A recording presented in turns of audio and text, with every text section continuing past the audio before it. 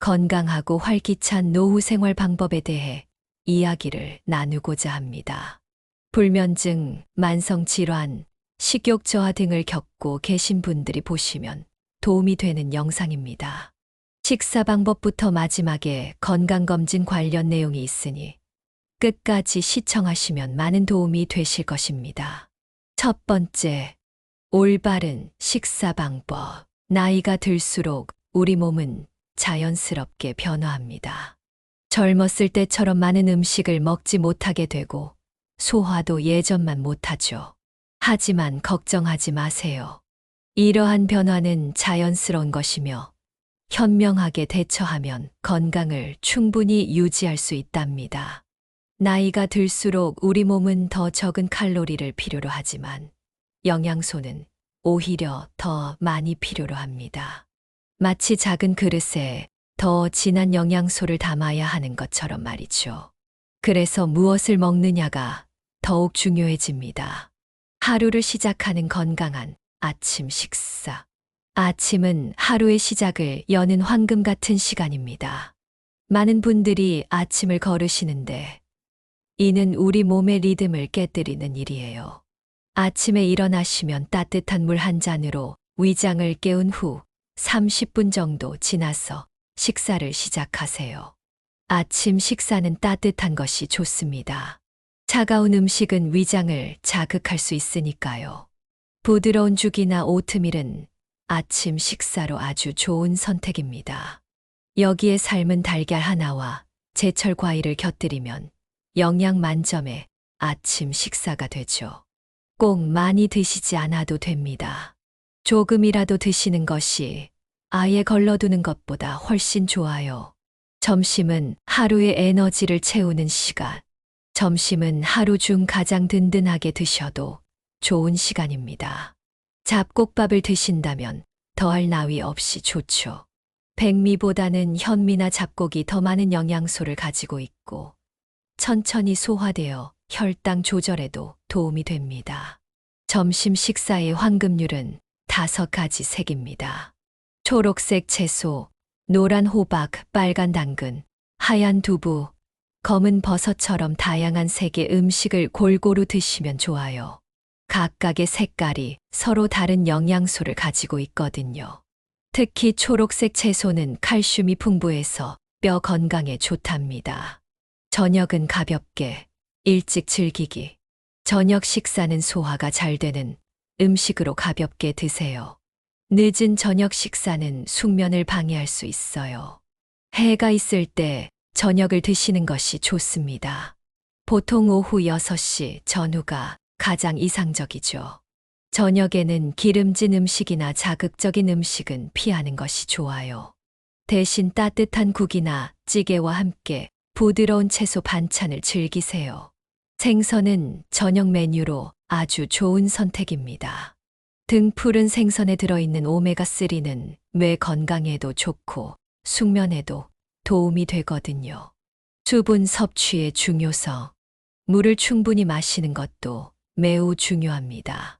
하지만 한 번에 많은 양을 마시기보다는 조금씩 자주 마시는 것이 좋아요. 물병을 옆에 두고 수시로 물을 마시는 습관을 들이면 좋습니다. 차가운 물보다는 미지근한 물이 위장에 더 좋답니다. 또한 물 대신 차를 즐기는 것도 좋은 방법입니다. 보리차, 옥수수차, 결명자차 등은 수분 보충과 함께 각각의 영양도 섭취할 수 있어 일석이조죠. 단, 저녁에는 카페인이 들어간 차는 피하는 것이 좋습니다. 다음은 식사에 어려움이 있으신 분들의 대처 방법을 알아보겠습니다. 음식을 씹기 힘들 때 해결 방법. 치아가 약해지거나 잇몸 문제로 음식을 씹기 힘들 때가 있습니다. 이럴 때는 다음과 같은 방법을 시도해 보세요. 단단한 과일이 먹고 싶다면 갈아서 주스로 만들거나 잘게 썰어 드세요. 사과나 배는 전자레인지에 살짝 데우면 부드러워져서 드시기 좋습니다. 단, 영양소 손실을 막기 위해 껍질째 드시는 것이 좋아요. 고기가 먹고 싶을 때는 다진 육을 이용하거나 오래 삶아서 부드럽게 조리하세요. 불고기처럼 얇게 썰어 조리하는 것도 좋은 방법입니다. 생선은 매운탕이나 조림으로 조리하면 가시를 신경 쓰지 않고 드실 수 있어요. 입맛이 없을 때의 식사 방법. 더운 날씨나 컨디션이 좋지 않을 때는 입맛이 없을 수 있습니다. 이럴 때는 다음과 같이 해보세요. 식사 시간 30분 전에 가벼운 산책을 해보세요. 신선한 공기를 마시며 걷다 보면 자연스럽게 식욕이 돌아옵니다. 또한 식사 전에 따뜻한 차를 한 잔 마시는 것도 도움이 됩니다. 식욕이 없을 때는 한 번에 많이 먹으려 하지 마세요. 대신 하루 5회에서 6회로 나누어 소량씩 자주 드시는 것이 좋습니다. 평소 좋아하는 반찬을 곁들이고 식사할 때 좋아하는 음악을 틀어보는 것도 좋은 방법이에요. 소화가 잘 되지 않을 때의 식사법. 나이가 들면 소화 기능이 약해지는 것은 자연스러운 현상입니다. 다음과 같은 방법으로 소화를 도와보세요. 식사는 반드시 앉아서 천천히 하세요. 한 입을 20번 이상 꼭꼭 씹어 드시는 것이 좋습니다. 대화를 나누며 여유 있게 식사하면 자연스럽게 천천히 먹게 되죠. 소화가 잘 되지 않는다면 죽이나 미음을 활용해 보세요. 쌀알이 남아있는 죽보다는 갈아서 부드럽게 만든 죽이 소화가 더 잘 됩니다. 여기에 단백질과 채소를 함께 넣어 영양을 보충하세요. 갑자기 식은땀이 나고 어지러울 때, 식사 중이나 식사 후에 갑자기 식은땀이 나고 어지러울 때가 있습니다. 이는 저혈당이나 고혈당의 신호일 수 있으니 주의가 필요합니다. 이럴 때는 즉시 식사를 멈추고 잠시 휴식을 취하세요. 평소 당뇨가 있다면 혈당을 체크해 보는 것이 좋습니다. 저혈당이 의심된다면 사탕이나 음료수 같은 당분을 섭취하세요. 두 번째, 잠을 잘 자는 방법. 편안한 잠자리와 충분한 휴식. 좋은 잠은 건강에 가장 중요한 기초가 됩니다. 하지만 나이가 들수록 잠들기가 어렵고 자주 깨는 등 수면에 어려움을 겪는 분들이 많으시죠. 편안한 잠자리를 위한 이야기를 해보겠습니다. 우리 몸과 수면의 관계. 우리 몸에는 생체 시계가 있습니다. 이 생체 시계는 해가 뜨고 지는 것에 맞춰 움직입니다. 그래서 해가 지기 시작하면 우리 몸에서는 수면을 돕는 호르몬인 멜라토닌이 분비되기 시작하죠. 이런 자연의 흐름에 맞춰 생활하면 숙면을 취하는데 도움이 됩니다. 시니어에게 적당한 수면 시간은 7시간에서 8시간 정도입니다. 하지만 이는 평균적인 수치일 뿐 개인차가 있을 수 있어요. 중요한 것은 수면, 시간이 아니라 수면의 질입니다. 아침에 일어났을 때 개운하다면 그것이 바로 좋은 수면이라고 할 수 있죠. 숙면을 위한 저녁 시간의 과정. 좋은 잠을 자기 위해서는 미리부터 준비를 해야 합니다. 마치 맛있는 요리를 위해 재료를 준비하는 것처럼 말이죠.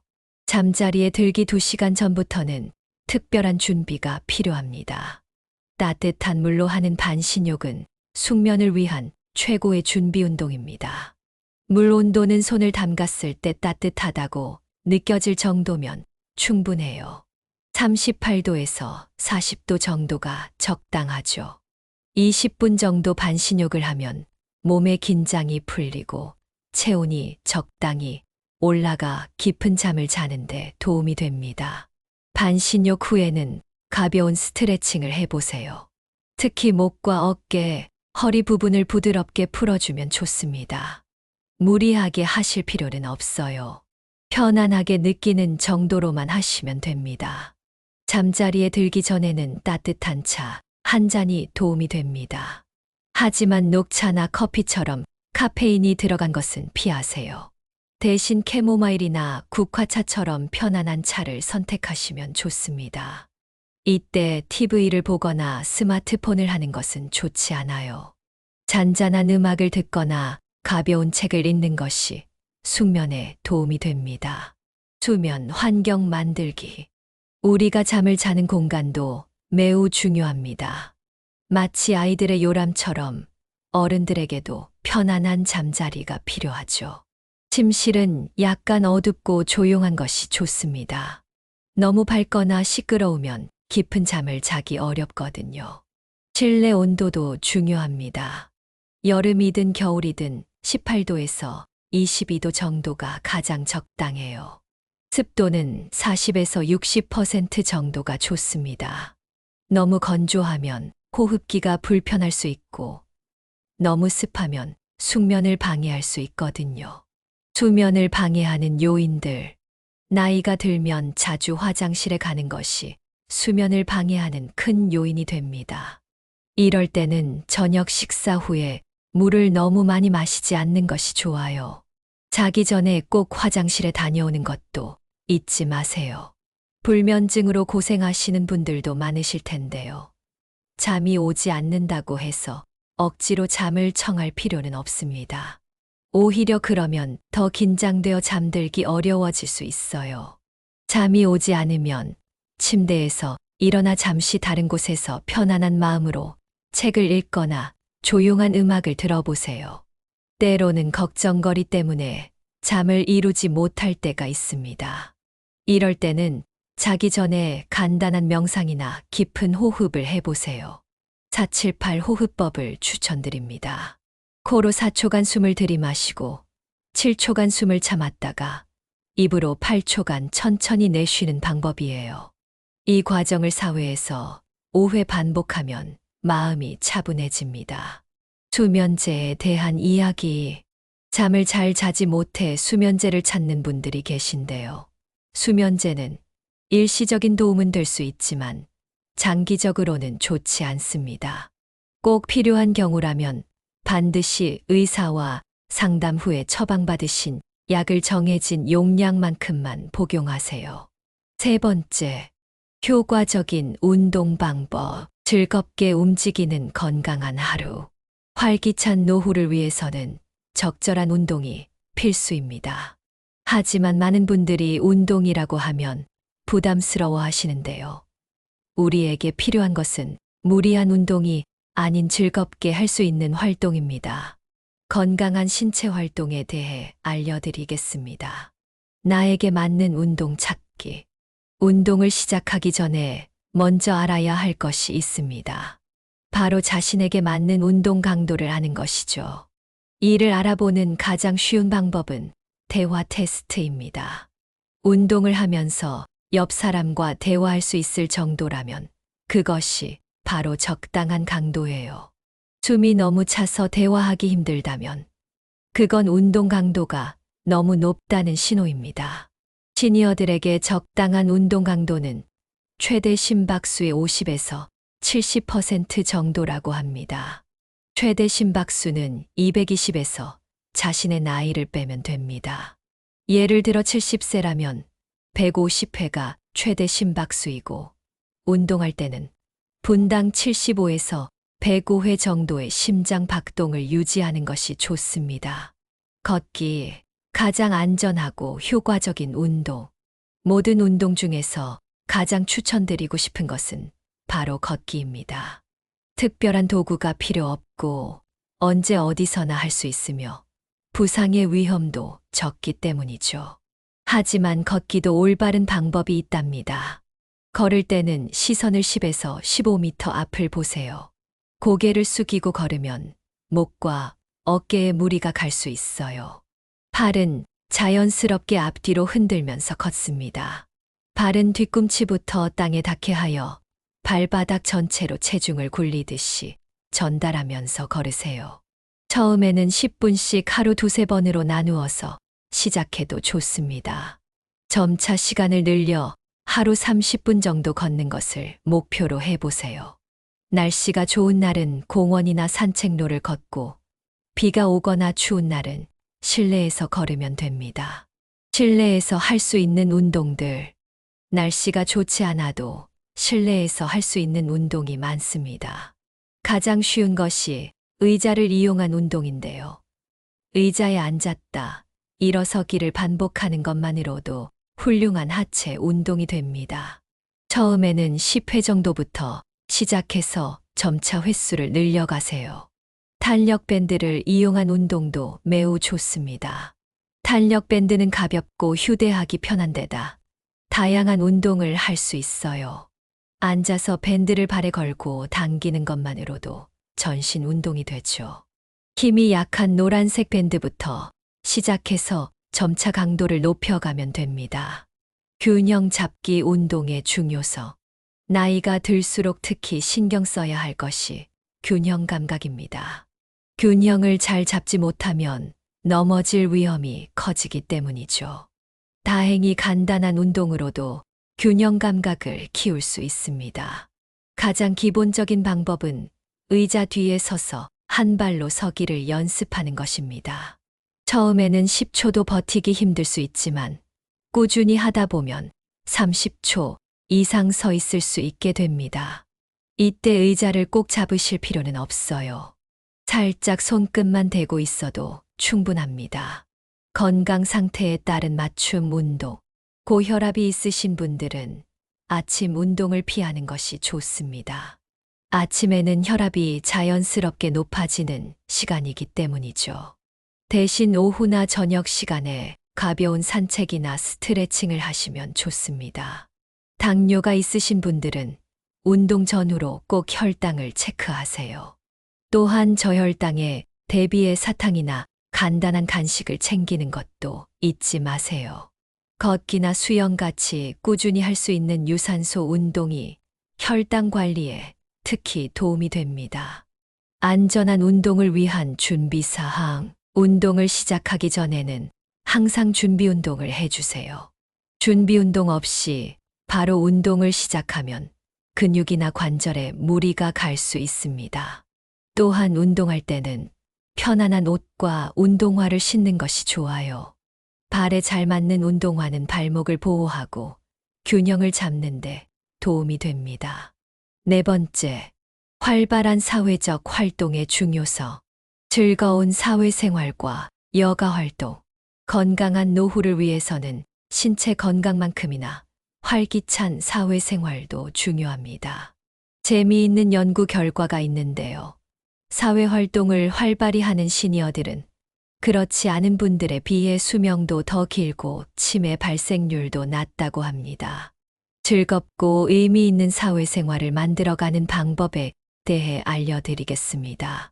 새로운 배움의 즐거움. 나이가 들었다고 새로운 것을 배울 수 없다고 생각하시나요? 절대 그렇지 않습니다. 오히려 지금이 새로운 것을 배우기에 가장 좋은 시기일 수 있어요. 시간적 여유도 있고 평생 쌓아온 경험이 있으니까요.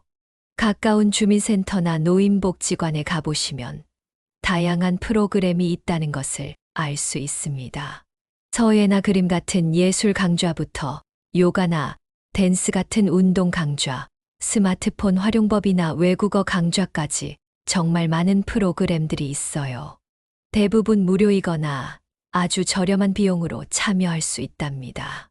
특히 요즘은 스마트폰 활용법을 배우시는 분들이 많은데요. 이는 정말 현명한 선택입니다. 스마트폰만 잘 활용해도 세상과 소통하는 창이 훨씬 넓어지니까요. 영상통화로 멀리 있는 가족들과 얼굴을 보며 이야기할 수도 있고, 다양한 정보도 쉽게 찾아볼 수 있습니다. 세대 간 소통의 즐거움. 손주들과 이야기를 나눌 때면 가끔 세대 차이를 느끼시나요? 걱정하지 마세요. 오히려 이런 차이가 새로운 대화의 주제가 될 수 있답니다. 손주들의 관심사에 대해 물어보세요. 그들이 좋아하는 것이 무엇인지, 요즘 어떤 것들이 유행하는지 이야기를 나누다 보면 자연스럽게 가까워질 수 있습니다. 반대로 우리의 경험과 지혜를 나누는 것도 좋습니다. 옛날 이야기를 재미있게 들려주세요. 하지만 교훈을 강조하거나 훈계하는 것은 피하는 것이 좋아요. 대신 재미있고 흥미로운 이야기로 풀어내면 손주들도 더 관심 있게 들을 거예요. 즐거운 취미 생활 만들기. 취미 활동은 단순한 시간 보내기가 아닙니다. 뇌를 활성화하고 삶의 즐거움을 더해주는 아주 중요한 활동이에요.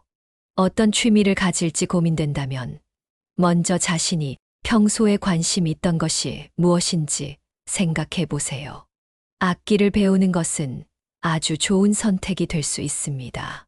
손가락을 움직이며 연주하는 것은 뇌를 자극하고 소근육 발달에도 도움이 되죠. 우쿨렐레나 오카리나처럼 비교적 배우기 쉬운 악기부터 시작해 보는 것은 어떨까요? 그림 그리기도 추천하고 싶은 취미입니다. 그림을 잘 그리지 못해도 괜찮아요. 색칠하기나 간단한 스케치부터 시작하면 됩니다.